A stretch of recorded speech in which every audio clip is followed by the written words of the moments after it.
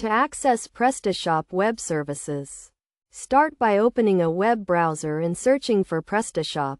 Click on the first result, which will take you to the PrestaShop website. From there, click Get Started and download the PrestaShop version that suits your needs. Once installed, you can access the store using the provided steps.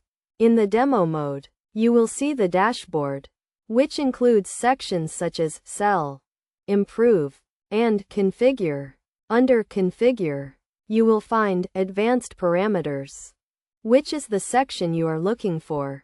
Open this section, and you will see options including Information, Performance, Administration, Email, Import, Team, Database, Logs, and Web Service.